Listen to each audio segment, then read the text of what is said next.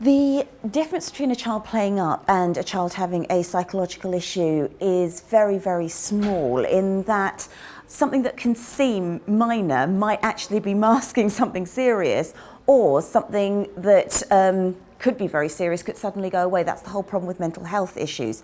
What we do need to do is actually get an official diagnosis, and you would get that through something like the ICD-10 or the DSM-5. They have the classifications of mental illnesses, and your GP or whoever observes the child, tests the child, will be able to tell you whether they're showing the frequencies of that particular symptom, whether they're showing the symptoms, whether it's happening for that amount of time, and they will be able to give the official diagnosis. It's only actually with that diagnosis that you can get treatment as well.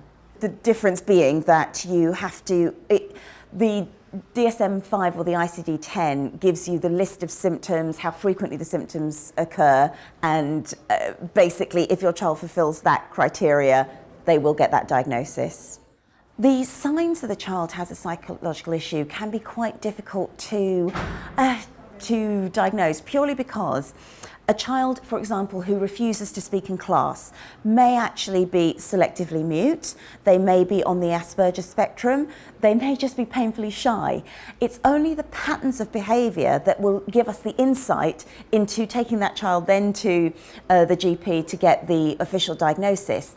The best thing to do is to speak to teachers if you notice something strange about the way your child's behaving, or to speak to friends and family who come round and see if they also notice something, because it's the patterns that give you that insight into whether that child does actually have a psychological disorder. If you believe your child has a psychological problem, then I would certainly just speak to the class teacher, speak to other people, just to sort of clarify your own concerns. But don't panic straight away. Go and seek help. Go and speak to other people who may be going through the same sort of thing. Get the official diagnosis, because if you have the official diagnosis, we talk about children being statemented.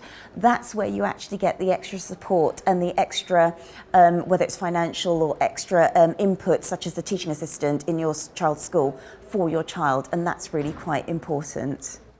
These sorts of problems do affect parents mentally, purely because they're not actually expecting to have a child with a psychological issue. When you are expecting a baby, some parents have actually explained it as having to grieve for the child they thought they had.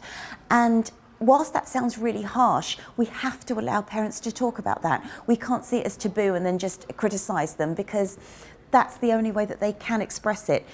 A lot of times, parents with children with psychological issues such as ADHD or autism, they find it very difficult to cope, because they can see that their child is behaving differently to others. They may be embarrassed. There was a beautiful story of an autistic child who went to see a production of The King and I think it was on Broadway, and the child kept screaming and screaming during one of the scenes, and you could see the audience tutting, and in the end the parent removed the child from the theatre.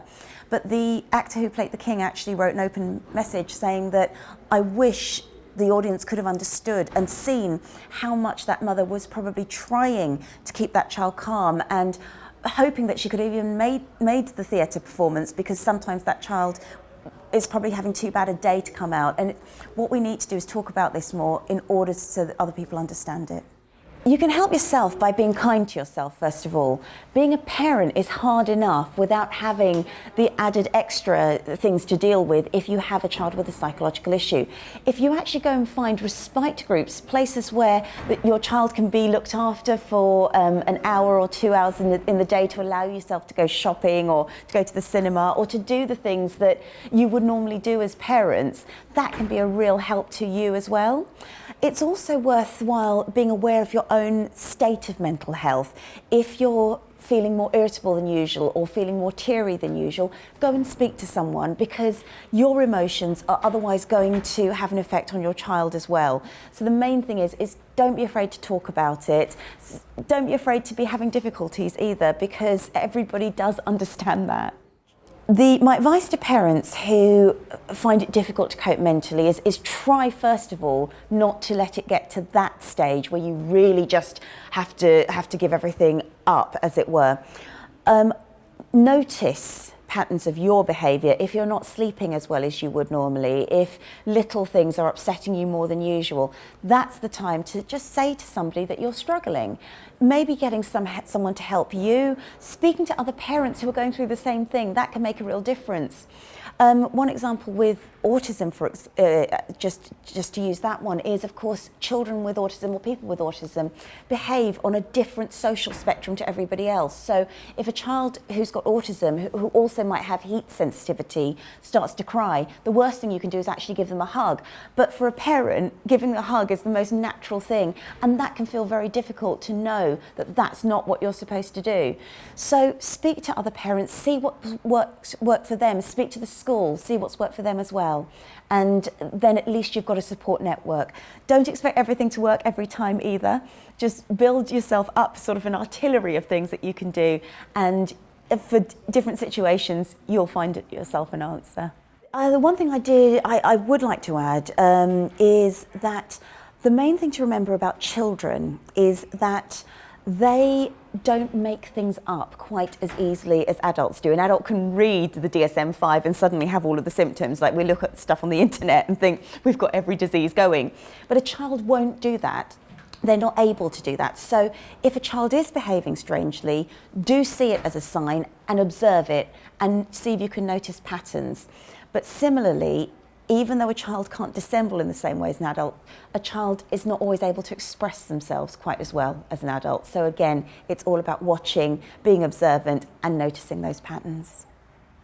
Hi, I'm Chrissy B, and my show is all about improving your mental health and being happy. Join me every Monday, Wednesday and Friday at 10 p.m. on my channel Sky 203. Visit chrissybshow.tv for more information and subscribe to our YouTube channel, Chrissy B Show. You can also follow us on Twitter and Instagram at Chrissy B Show, and on our Facebook page, The Chrissy B Show.